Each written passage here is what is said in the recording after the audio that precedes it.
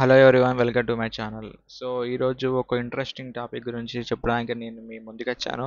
So ఆ topic ఏం లేదు, జేఎన్టీహెచ్ పేపర్ కరెక్షన్. సో ఈ జేఎన్టీహెచ్ పేపర్ కరెక్షన్ అనేది మీరు సెర్చ్ చేసినట్టయితే మీకు చాలా వీడియోస్ అనేది దొరుకుతాయి యూట్యూబ్లో. కానీ ఈ మన వీడియోలో నేను ఇంతవరకు ఎవరు చెప్పలేని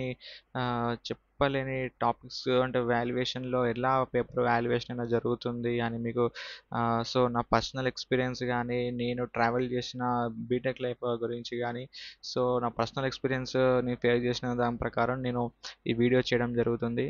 సో ఏంటంటే, సో మీరు నా వీడియోకి వెళ్ళబోయే ముందు నా ఛానల్ని లైక్ చేయండి. ఫస్ట్ ఆఫ్ ఆల్ లైక్ చేయండి, షేర్ చేయండి, సబ్స్క్రైబ్ చేయండి. మీకు ఏమైనా డౌట్ ఉంటే కామెంట్ చేయండి. సో ఇకపోతే టాపిక్లోకి వెళ్తుంటే కనుక వెళ్ళినట్టయితే కనుక, సో ఫస్ట్ ఆఫ్ ఆల్ ఏంటంటే, paper correction always depends upon.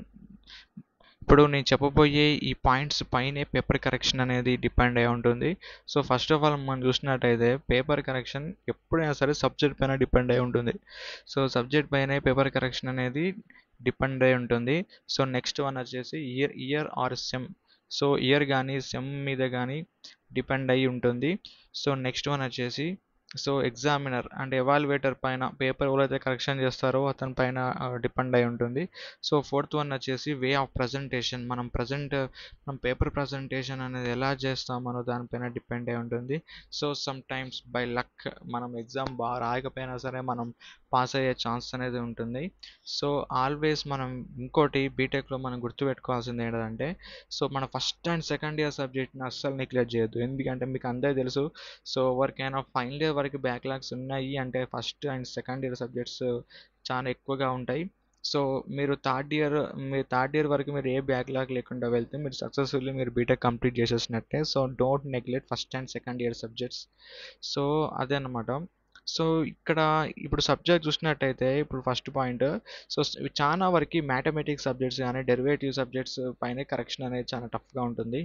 So ఇప్పుడు కరెక్షన్ మనకు తెలుసు, పేపర్ కరెక్షన్ ఎప్పుడైనా సరే ఇలాంటి మ్యాథమెటిక్స్ డెరివేషన్ సబ్జెక్ట్స్ చాలామంది ఫెయిల్ అవుతూ ఉంటారు. సో నేను ప్రీవియస్గా ఒక వీడియో చేశాను, how to pass all types of subjects in BTech అని చెప్పేసి. మీకు ఈ ఏ సబ్జెక్ట్ ఎలా పాస్ కావాలో మీరు ఒకసారి క్లారిటీగా తెలుసుకోవాలనుకుంటే నా ప్రీవియస్ వీడియో చెక్ చేసేసుకోండి. సో నెక్స్ట్ వచ్చేసి ఇయర్. అంటే ఇప్పుడు ఇయర్కి ఒకసారి సబ్జెక్ట్ వాల్యుయేషన్ అనేది చేంజ్ అవుతూ ఉంటుంది. అంటే ఇప్పుడు ఫస్ట్ ఇయర్కి ఒకలాగా, ఫస్ట్ ఇయర్ అంటే ఎప్పుడైనా గుర్తుపెట్టుకోవాల్సింది స్ట్రిక్ట్గానే జరుగుతుంది first year correction. So second year somewhat strict, third year average జరుగుతుంది, ఫైనల్ ఇయర్ కొంచెం లూజ్ కరెక్షన్ జరుగుతుంది. సో ఇప్పుడు మీకు తెలిసిందే, మీ ఎగ్జామ్ వే ఆఫ్ ప్రజెంటేషన్ అనేది ఆల్వేస్ ఇంపార్టెంట్. సమ్ టైమ్స్ రేర్గా బై లక్ మీరు ఎగ్జామ్ బాగా రాయకపోయినా సరే, ఎప్పుడైనా ఒకటి గుర్తుపెట్టుకోండి, జేఎన్టీహెచ్లో పేపర్ కనుక వచ్చుంటే కనుక, పేపర్ టఫ్ వస్తే కరెక్షన్ అనేది లూజ్ జరుగుతుంది. ఎప్పుడైనా సరే పేపర్ టఫ్ వస్తే మీరు నెంబర్ ఆఫ్ పేజెస్ నింపాలన్నమాట, బుక్లెట్ మొత్తం నింపడేయండి మీరు. టఫ్ పేపర్ వస్తే, సో ఈజీ పేపర్ వస్తే మీరు లేట్ అయినా పర్లేదు, మీరు ఆన్సర్ గుర్తు తెచ్చుకొని రాయండి. సో అది. సో నెక్స్ట్ ఇంపార్టెంట్ మనం చూసినట్టయితే, ఇప్పుడు ఫర్ ఎగ్జాంపుల్ ఇది ఓన్ మార్క్ షీట్ అనుకుందాం. సో ఎప్పుడైనా సరే మన మార్క్స్ వ్యారీ కావడానికి ఓన్ మార్క్ షీటే హెల్ప్ చేస్తుంది. సో ఒకవేళ అతను కొంచెం హెల్ప్ చేసే ఫ్యాకల్టీ ఎగ్జామినర్ అయి ఉంటే కనుక ఈ ఓన్ మార్క్ షీట్ పైన అతను డిపెండ్ అయి ఉంటాడు అనమాట. So first of all for example, so ఇప్పుడు పార్ట్ ఏ చూసేసుకుందాం.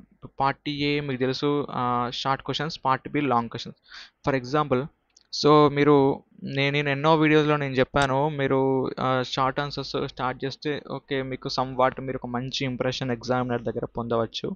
సో ఒకవేళ మీరు పార్టీ ఏ కనుక స్టార్ట్ చేసినట్టయితే, ఇప్పుడు పార్టీ ఏలో షార్ట్ క్వశ్చన్స్ 2 and 3 మార్క్స్ మాత్రమే ఉంటాయి. మీరు 2 మార్క్స్కి అట్లీస్ట్ ఒక 4 లైన్స్ ఆన్సర్, అండ్ 3 మార్క్స్కి ఒక 6 to 7 లైన్స్ ఆన్సర్ ఇప్పుడు మీరు రాశారు ఫర్ ఎగ్జాంపుల్ అనుకుందాం. ఇప్పుడు 10 క్వశ్చన్స్ ఉన్నాయి, మీరు 2 మార్క్స్ మొత్తం కంప్లీట్ చేసుకొని వెళ్ళిపోయారు.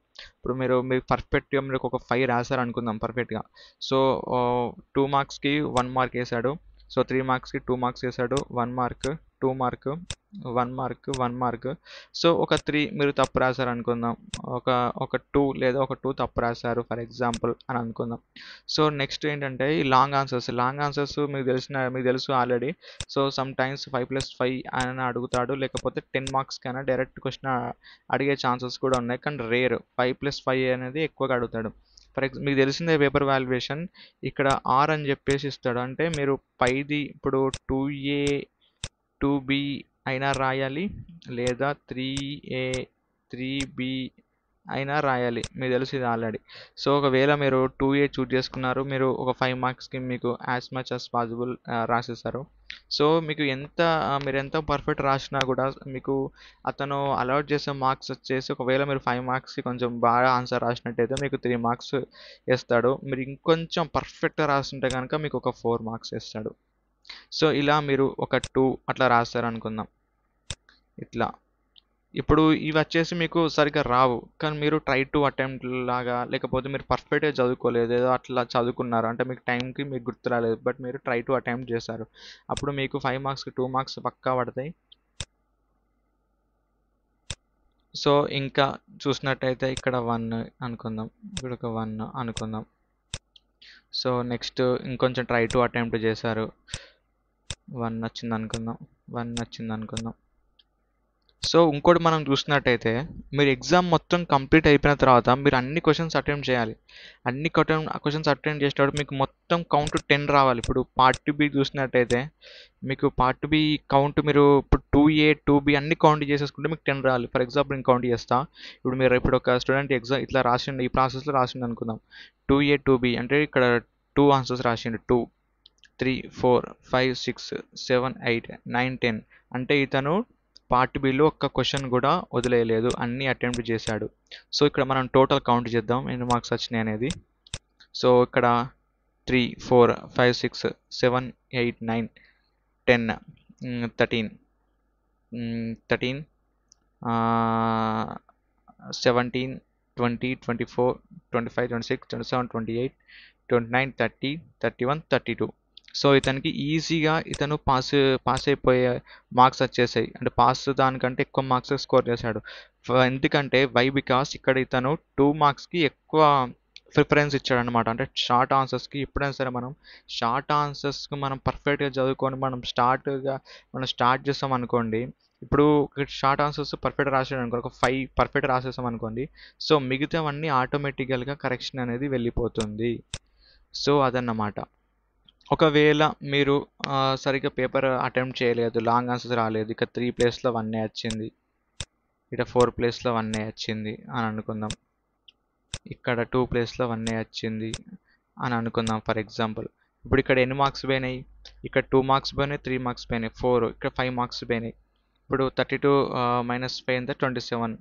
సో ఇక్కడ కూడా అతను మొత్తానికి ఇక్కడ కూడా ఒక 1 మార్క్ వచ్చింది అనుకుందాం ఫర్ ఎగ్జాంపుల్. ఇప్పుడు ఎన్ని మార్క్స్ పోయినాయి, ఇక్కడ 3 పోయినాయి, ఇక్కడ 2 5 5 ప్లస్ 3 8 9 మార్క్స్ పోయినాయి. సో 9 మార్క్స్ పోయినట్టయితే అతనికి ఇప్పుడు ఎన్ని మార్క్స్ వచ్చి ఉంటాయి, 23 మార్క్స్ వచ్చినాయి అనుకుందాం. సో ఈ 23 మార్క్స్ వచ్చినప్పుడు మీరు అట్లీస్ట్ ఈ ఆన్సర్స్ ఇంకొంచెం మీరు పర్ఫెక్ట్గా అంటే, ఒకవేళ అతను కొంచెం వే ఆఫ్ రైటింగ్ బాగానే రాశాడు, కొంచెం సబ్జెక్ట్ బాగానే అటెంప్ట్ చేశాడు అని ఆలోచించి ఎగ్జామినర్ అయ్యి ఉంటే కనుక ఇక్కడ తప్పకుండా అతను మీకు ఇక్కడ హెల్ప్ చేసే ఛాన్సెస్ అనేవి ఉంటాయి. ఎందుకంటే ఇక్కడ చూసినట్టయితే మీరు ఇక్కడ రాశారు అంటే ఇక్కడ HI అటెంప్ట్ చేశాడు, బట్ తప్పు రాశాడేమో, అట్లీస్ట్ పోనీలే అని ఒక సైడ్కి ఇక్కడ ఒక 1 మార్క్ వేయడం, ఈడొక 1 మార్క్ వేయడం, లేదా ఇక్కడ 2 ఉంది, ఇక్కడ 1 ఉంది కదా, ఇక్కడ +1 అని పెట్టేయడం, ఇక్కడ +1 అని పెట్టేయడం. అలా చేసి మీకు 26 మార్క్స్ వేసి మిమ్మల్ని బయటపడేసే ఛాన్సెస్ అనేది ఉంటుందన్నమాట. సో అందుకే మీరు ఏ క్వశ్చన్ కూడా వదిలిపెట్టద్దు. సో నెక్స్ట్ మనం వెళ్ళినట్టయితే, mistakes you cannot do in examination hall. ఒక్కవేళ మీరు ఒక కమిట్మెంట్తో నేను ఎగ్జామ్ పక్కా పాస్ కావాలి అని మీరు చదువుకొని ఎగ్జామ్కి వెళ్ళినట్టయితే మీరు దేన్ని పట్టించుకోవద్దు. అంటే మా ఫ్రెండ్ స్లిప్స్ తెచ్చాడు, నాకు స్లిప్స్ నాకు ఇస్తాడా ఎగ్జామినేషన్ హాల్లో, ఇలాంటివి మీరు పట్టించుకోవద్దు.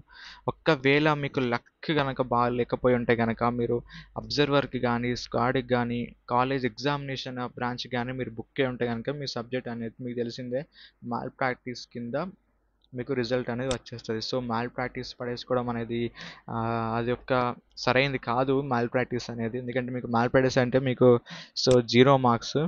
బట్ మనకి అంటే JNTH రూల్స్ ప్రకారం ఇక్కడ -3 మార్క్స్ అనేది ఉంటుంది, ఆబ్సెంట్ ప్రకారం -1 అనేది ఉంటుంది. సో నాకు తెలిసినంత వరకు అయితే ఇవేం పనిచేయవు. అంటే ఒకవేళ మన నెక్స్ట్ రిజల్ట్కి ఇవేం నాకున్న ఎక్స్పీరియన్స్ ప్రకారం నెక్స్ట్ రిజల్ట్ పైన ఏం ఎఫెక్ట్ అనేది పడదు. మీరు హాయిగా మళ్ళీ ఎగ్జామ్ రాసేసుకొని పాస్ కావచ్చు, don't worry. So next point చూసినట్టయితే డోంట్ ఫిల్ మెనీ పేజెస్. మీరు నెంబర్ ఆఫ్ పేజెస్ ఎప్పుడైనా సరే నింపద్దు. అంటే ఎక్కువ ఛాన్సెస్ అనేవి పాస్ కావడానికి ఉండవు. మీరు ఎక్కువ పేపర్స్ నింపితే మీ పైన కొంచెం బ్యాడ్ ఇంప్రెషన్ అనేది వచ్చే ఛాన్సెస్ అనేది ఎక్కువగా ఉంటాయి. అంటే వీడు పాస్ కావడానికి ఇన్ని నెంబర్ ఆఫ్ పేజెస్ తను ఫిల్ చేస్తాడు అనే కోణంలో ఎగ్జామినర్ ఆలోచిస్తాడు. కాబట్టి మీరు నెంబర్ ఆఫ్ పేజెస్ నింపకపోవడమే బెటర్. సో అది. సో నెక్స్ట్ ఏంటంటే maintain OMR sheet neatly. So అంటే ఓఎంఆర్ షీట్ జోలికి ఎవ్వరం వెళ్ళము, తెలిసిన సంగతి. బట్ ఇంకొకటి ఏంటంటే ఇప్పుడు మీకు టోటల్ నెంబర్ ఆఫ్ మార్క్స్ ఎప్పుడైనా సరే ఓఎంఆర్ షీట్ పైన డిపెండ్ అయి ఉంటాయి. ఇప్పుడు ఓఎంఆర్ షీట్ పైన ఇట్లా బబ్లింగ్ సిస్టమ్ అనేది ఉంటుంది. మీరు అబ్జర్వ్ చేసినట్టయితే ఇట్లా బబ్లింగ్ కొన్ని ఇక్కడ రౌండప్ చేసి ఉంటుంది. సో ఫర్ ఎగ్జాంపుల్ మీకు 26 మార్క్స్ వచ్చినాయి అనుకుందాం ఒక సబ్జెక్ట్లో. ఆ ఎగ్జామినర్ ఇక్కడ 2 అనేది ఉంటుంది, ఇక్కడ కింద 6 అనేది 6 అనేది ఉంటుంది. అతను ఈ 2ని రౌండప్ చేయాలి, 6ని రౌండప్ చేయాలి. 6ని రౌండప్ చేసినప్పుడు ఈ బార్కోడ్ సిస్టమ్ కాబట్టి ఇక్కడ ఒక బార్కోడ్ ఉంటుందన్నమాట. ఇది మీ హాల్ టికెట్ నెంబర్కి టైఅప్ అయి ఉంటుంది.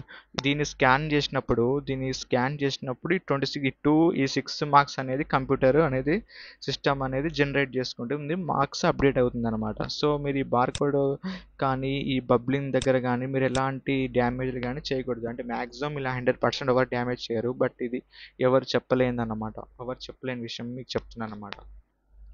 So next most important thing వచ్చేసి కీ పేపర్ ప్రాసెస్. ఇప్పుడు ఈ కీ పేపర్ ప్రాసెస్లోకి వెళ్ళిపోయే ముందు ఇప్పుడు కరెక్షన్ వాళ్ళు కాదు, మీరు చేసినట్టు ఊహించుకోండి. ఫర్ ఎగ్జాంపుల్ ఇప్పుడు కీ పేపర్ నిజంగానే కీ పేపరే అక్కడ ఎగ్జామినేషన్లో ఫాలో అయితే అసలు జేఎన్టీహెచ్ రాసే నెంబర్ ఆఫ్ థౌజండ్స్ ఆఫ్ స్టూడెంట్స్లో ఎంతమంది పాస్ అవుతారు? సో నిజంగానే కీ పేపర్ అనేది అంత పర్టికులరా అంటే, సో నా సజెషన్, నా ఎక్స్పీరియన్స్ ప్రకారం నేను బీటెక్ చూసిన దాని ప్రకారం అయితే కీ పేపర్ ఎక్కువగా పట్టించుకోరు. కీ పేపర్లో ఉన్న టాపిక్స్ ఎక్కువగా చూడరు. ఎందుకంటే ఇప్పుడు నెంబర్ ఆఫ్ స్టూడెంట్స్, ఇప్పుడు ఒక ఎగ్జామినరు ఒక 1000 బుక్లెట్స్ కనుక అతను చదివి కరెక్షన్ చేసినట్టయితే 1000 బుక్లెట్స్లో 1000 టైప్స్ ఆఫ్ ఆన్సర్స్ ఉంటాయి. కానీ ఆ ఆన్సర్ని ఎలా డిఫైన్ చేస్తాడో చూస్తాడు తప్ప కీ పేపర్లో ఉన్నట్టు రాసిందా లేదా అని చెక్ చేయడు. సో కీ పేపర్ అనేది దేనికి యూజ్ అవుతుంది అంటే మ్యాథమెటిక్స్కి యూజ్ అవుతుంది, డయాగ్రామ్స్కి యూజ్ అవుతుంది. ఇప్పుడు మీకు తెలిసిందే డయాగ్రామ్స్ మీరు ఎట్లా చేసినా సరే లేబులింగ్ అనేది సేమే ఉంటుంది. సో డయాగ్రామ్లో ఉన్న లేబులింగ్ అనేది దాని డయాగ్రామ్ ఏ షేప్ అవుట్ ఉన్నా సరే, అంటే ఆ కన్స్ట్రక్షన్ ఎలా ఉన్నా సరే, సో లేబులింగ్ మాత్రం సేమే. ఏ డయాగ్రామ్ లేబులింగ్ స్ట్రక్చర్ మాత్రం సేమ్ ఉంటుంది. లేబులింగ్ డిఫరెంట్ ఉన్నా పర్లేదు, స్ట్రక్చర్ మాత్రం సేమే ఉంటుంది అనమాట. సో అది చూసేసుకుంటాడు. సో అంటే ఈ కీ పేపర్ అనేది డెరివేటివ్ అండ్ మ్యాథమెటిక్స్ సబ్జెక్ట్కి యూజ్ అవుతుంది. సో మీకు తెలుసు మ్యాథమెటిక్స్ సబ్జెక్ట్ మాత్రం పక్కా కీ పేపర్ అనేది యూజ్ చేస్తారు, దేర్ ఈస్ నో డౌట్. ఎక్కువ మంది ఫెయిల్ కావడానికి కారణం కూడా కీ పేపరే. మ్యాథమెటిక్స్లో ఫెయిల్ కావడానికి కారణం కీ పేపరే. ఎందుకంటే ఫర్ ఎగ్జాంపుల్ ఒక క్వశ్చన్కి 5 మార్క్స్ ఉంది అనుకుందాం. ఫర్ ఎగ్జాంపుల్ ఒక క్వశ్చన్ ఉంది, ఒక మ్యాథమెటిక్స్ సబ్జెక్ట్ చూసుకుందాం. ఇప్పుడు ఈ 5 మార్క్స్ ఎలా దాన్ని డిఫైన్ చేస్తారంటే ఫార్ములా, అంటే గివెన్ డేటా ఫార్ములా కలుపుకొని 1 మార్క్.